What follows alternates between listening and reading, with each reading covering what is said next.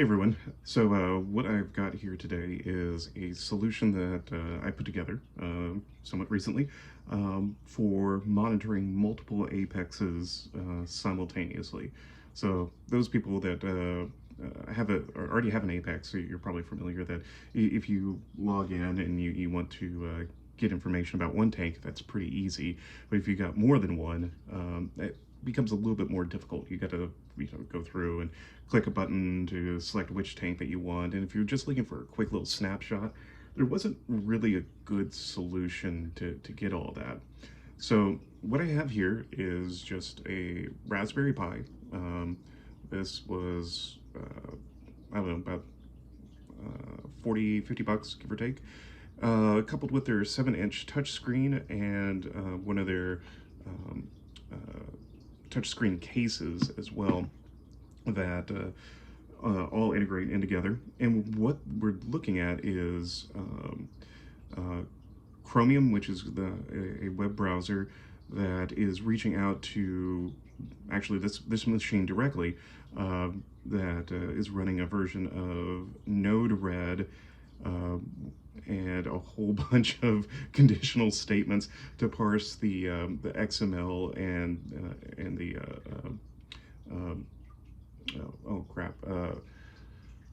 Actually, it's all XML and I think there may be some JSON in there as well to get up-to-date status. So I'm going to zoom in here really quick and reposition this so you can actually see it. So what I've done here is I've broken this down into three sort of main tasks. You've got tank status, feed modes, and maintenance. So what we're looking at right here is tank status, and this is all semi-real time. Right now I've got this set to update every 60 seconds, which it's currently 9:50 in the morning. This was just updated about 30 seconds ago.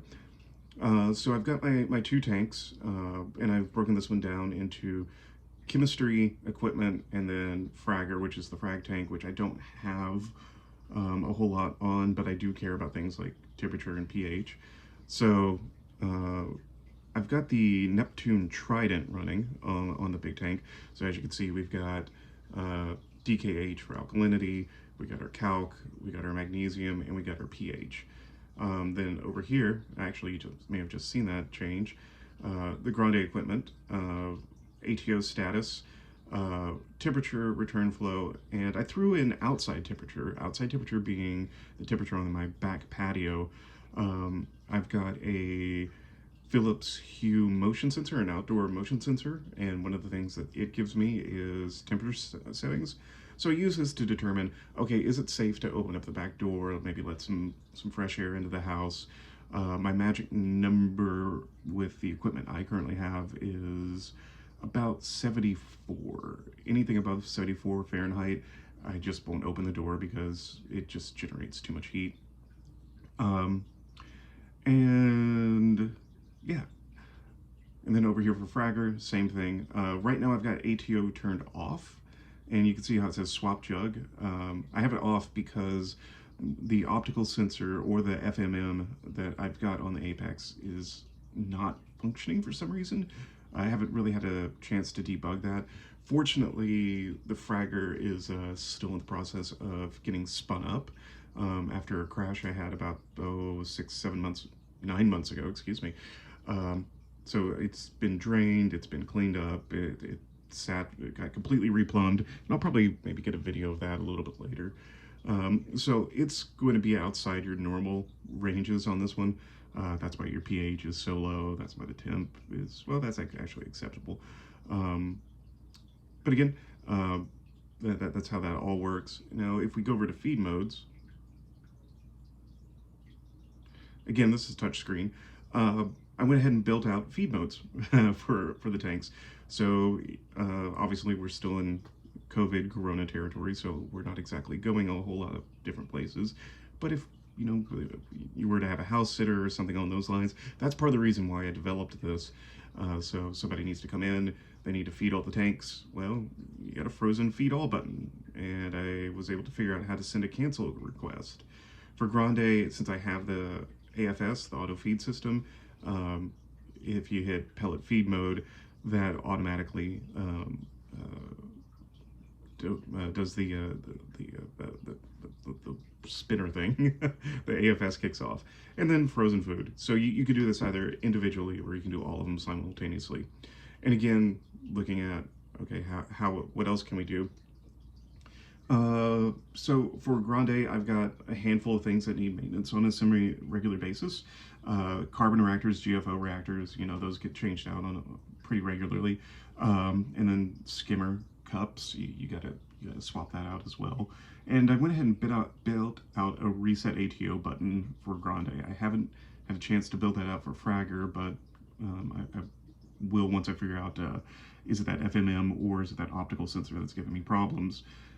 So specifically for Grande, the way I have that working is I've got a 5-gallon RODI jug that the PMUP sits into, and there's also an optical sensor in there.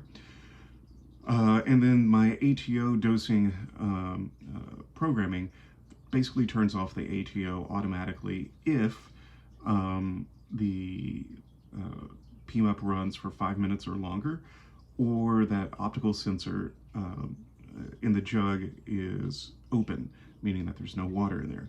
So what that will do, by the way, is that'll give this warning of off swap jug. So again, if I'm not able to be at the house, or if somebody else is looking after it for me, they can just go and say, oh, my ATO's off.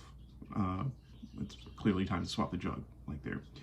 So once you do that, you just go back over here to maintenance, and you hit reset ATO. And I'm not going to do that right now, but that's the progress I'm at right now. Obviously, it looks like I need to add some more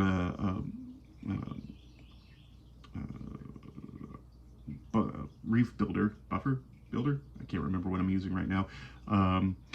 Get that DKH back up a little bit, which is the other sort of problem I'm running into. Is as of late, my acros have been growing like a madman, and I'm tearing through my DKH and calc running the Triton method. So we'll figure out what's going on that front a little bit later. But anyway, just want to show the progress.